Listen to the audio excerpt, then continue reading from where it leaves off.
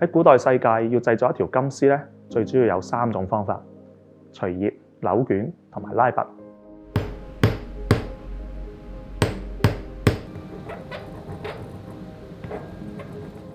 咁除葉製絲咧，其實係一種歷史最悠久、最古老一種方法。咁顧名思義啦，就係攞個錘將一條金料慢慢揼成一條幼絲。咁當然啦，佢會花費好多嘅時間。咁但係咧係一種好直接嘅方法。咁喺好多文明裏邊咧都出現嘅。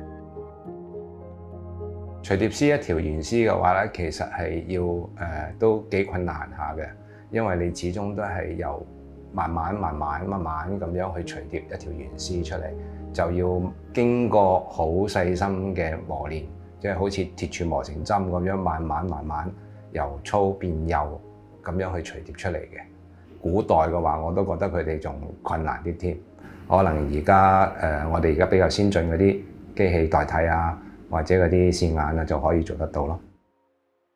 咁除葉製絲咧就有一個缺點，就係佢製出嚟嘅絲咧唔會太均勻。咁畢竟係人工除葉嘅作品啦嚇。咁為咗克服呢個咁嘅缺點咧，其實古人咧都好聰明咁諗咗一種扭卷嘅方法。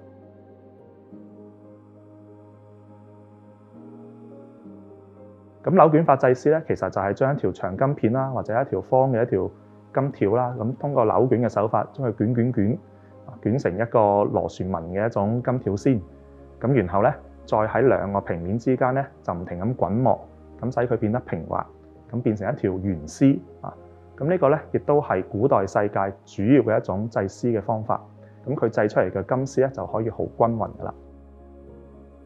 咁呢種技術咧，主要喺西方首先出現嘅，喺古埃及啊、近東文明啊、西亞都可以見到。咁喺大概喺戰國初期嗰陣時候咧，喺中國嘅考古文物上邊就可以見到呢啲螺旋紋嘅痕跡啦。咁我哋推斷嗰個時候咧，扭卷製絲嘅方法就傳到嚟中國噶啦。咁其後喺漢唐期間咧，其實呢種方法咧就非常之流行嘅。